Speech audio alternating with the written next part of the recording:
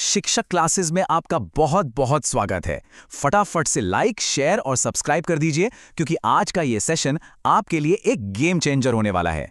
आज हम डीएलएड परीक्षा के लिए लैंग्वेज टीचिंग मेथड्स यानी भाषा शिक्षण की विधियों का पूरा निचोड़ निकालने वाले हैं, वो भी एकदम आसान हिंदी में। तो बस अपना पूरा फोकस यहीं रखिए, चलिए शुरू करते हैं। अब जल्दी से देख लेते हैं कि आज के हमारे इस डीएलएड स्टडी गाइड में क्या-क्या है। हम बात करेंगे भाषा की पहेली की, फिर देखेंगे कि इन शिक्षण विधियों का विकास कैसे हुआ। उसके बाद सबसे मशहूर जीटीएम और डायरेक्ट मेथड की आमने-सामने टक्कर होगी। फिर हम स्ट्रक्चरल और ओरल ड्रिल को समझेंगे, मॉडर्न सीएलटी अप्रोच को डिकोड करेंगे और लास्ट में मिक्स मेथड के साथ इस पूरी चर्चा का निष्कर्ष निकालेंगे। तो शुरुआत करते हैं हमारे पहले भाग से, द लैंग्वेज पजल यानी भाषा की पहेली। आखिर एक टीचर के रूप में ये सबसे बड़ी चुनौती है क्या? आप जरा इस बात पर गौर कीजिए। क्लासरूम में जाते ही हमारे सामने सबसे बड़ी अड़चन क्या आती है? एक तरफ है मेमोराइजेशन का ट्रैप, मतलब बच्चों का दिमाग किताबों और व्याकरण के नियमों से तो ठसाठस भर गया है। लेकिन क्या सिर्फ रटने से कोई फराटेदार बोल सकता है? बिल्कुल नहीं, राइट? दूसरी तरफ है हमारा असली गोल, जो है एक्चुअल कम्युनिकेशन। भाषा ना कोई रटने वाला सब्जेक्ट नहीं है, ये एक जिंदा स्किल है, बातचीत का असल जरिया है। चलिए आगे बढ़ते हैं भाग 2 की तरफ। अब देखते हैं कि इस पहेली को सुलझाने के लिए हमारे पढ़ाने के तरीकों का इवोल्यूशन आखिर हुआ कैसे। ये जो टाइमलाइन है ना, ये बहुत ही इंटरेस्टिंग है। ये हमें साफ साफ दिखाती है कि कैसे हम उन पुराने सख्त नियमों से निकलकर आज की रियल वर्ल्ड फ्लुएंसी तक पहुंचे हैं। कहानी शुरू हुई थी ग्रामर ट्रांसलेशन से, जो पूरी तरह से टीचर और रूल्स पर टिका था। फिर जैसे जैसे वक्त बदला, हम स्ट्रक्चरल, ड्रिल और डायरेक्ट मेथड से होते हुए आज के कम्युनिकेटिव अप्रोच यानी सीएलटी तक आ गए हैं। मतलब पूरा का पूरा फोकस अब नियमों से हटकर बच्चों पर और असल में अर्थ को समझने पर आ गया है। अब आते हैं भाग 3 पर। यह सबसे बड़ा और सबसे अहम मुकाबला है, जीटीएम वर्सेस डायरेक्ट मेथड। सबसे पहले इस ग्रामर ट्रांसलेशन मेथड यानी जीटीएम को थोड़ा डिकोड करते हैं। इसमें सारा जोर सिर्फ पढ़ने और लिखने पर होता है। ये पूरी तरह से टीचर सेंट्रिक अप्रोच है, जहां एक मोटी सी रूल बुक चलती है। मान लीजिए हमें समझाना है Ram is going to school, तो यहां एकदम वर्ड टू वर्ड ट्रांसलेशन चाहिए। मतलब सटीक अनुवाद ही सब कुछ है और नियमों को रट लेना ही उस जमाने में सफलता की चाबी मानी जाती थी। लेकिन अब देखिए, इसके ठीक उलट आता है डायरेक्ट मेथड, एकदम बागी। इसमें ट्रांसलेशन की तो सख्त मनाही है, मतलब नो ट्रांसलेशन रूल। जो भी पढ़ाना है सीधा उसी टारगेट लैंग्वेज में पढ़ाओ और सारा फोकस बोलने और सुनने पर रखो। सबसे मज़ेदार बात यह है कि इसमें असल चीज़ों का इस्तेमाल करके बच्चों को भाषा में पूरी तरह डुबो दिया जाता है।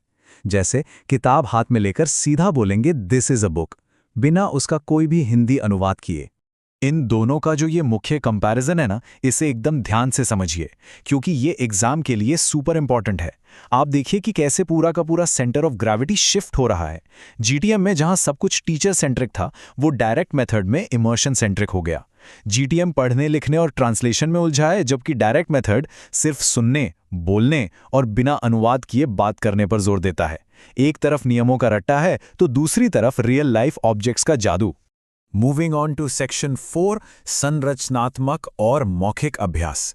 चलिए समझते हैं कि भाषा की आदत कैसे बनाई जाती है। ये स्ट्रक्चरल अप्रोच ना भाषा को एकदम बिल्डिंग ब्लॉक्स की तरह ट्रीट करती है। जैसे लेगो से खेलते हैं ना, बिल्कुल वैसे। देखिए कैसे आई एम और प्लेइंग आपस में फिट होते हैं, या फिर ही इज और प्लेइंग। ये तरीका वाक्य के स्ट्रक्चर और पैटर्न की प्रैक्टिस पर जोर देता है। मतलब एक के बाद एक सही ईंटें रखते जाओ और भाषा की इमारत खड़ी कर लो। और इसी स्ट्रक्चर को मजबूत करने के लिए ओरल अप्रोच में 4 बहुत ही स्ट्रिक्ट स्टेप्स फॉलो किए जाते हैं। पहला सुनना, दूसरा बोलना, तीसरा पढ़ना और चौथा लिखना, LSRW। इसी क्रोनोलॉजी से बच्चों के दिमाग में भाषा की एक पक्की आदत सेट की जाती है। अब इन आदतों को एकदम पक्का करने के लिए एंट्री होती है ड्रिल मेथड की। इसका एक सिंपल सा साइकिल है, सुनो, रिपीट करो और मेमोराइज कर लो। ये बार बार प्रैक्टिस करवा के मसल मेमोरी बनाता है। लेकिन जरा ध्यान दीजिए, इसका बहुत ज्यादा इस्तेमाल बच्चों को बुरी तरह बोर कर सकता है। जाहिर है कोई भी बच्चा मशीन की तरह बस एक ही चीज तोता बनकर रटना नहीं चाहेगा ना। और इसीलिए हम आते हैं भाग 5 पर, मॉडर्न सीएलटी अप्रोच, जहां पूरा फोकस अब असल संचार पर है। तो रटने और उस बोरिंग अभ्यास से बाहर निकलने का रास्ता है ये modern paradigm, communicative language teaching, जिसे हम CLT भी कहते हैं। इसके 4 पिलर्स हैं।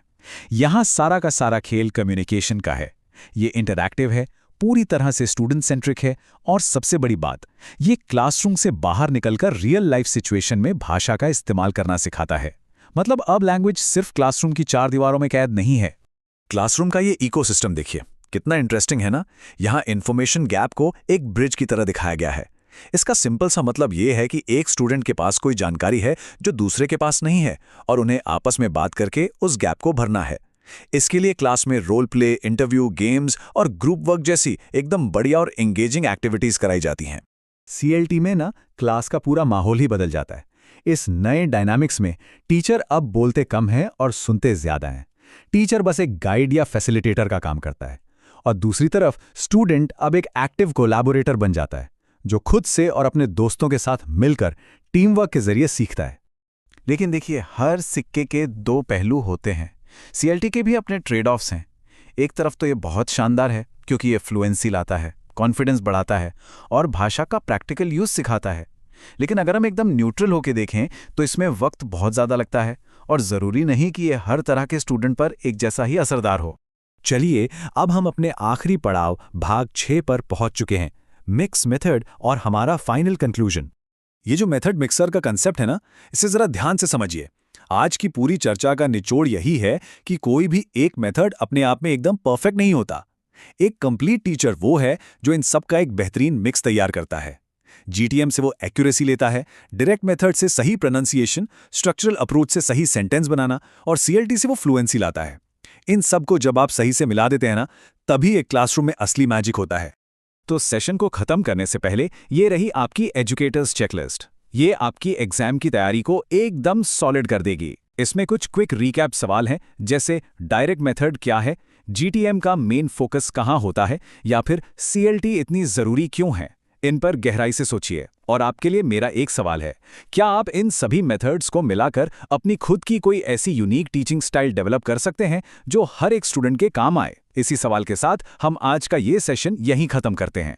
सीखते रहिए और अपने DLED एग्जाम्स की तैयारी पूरे जोश के साथ करते रहिए।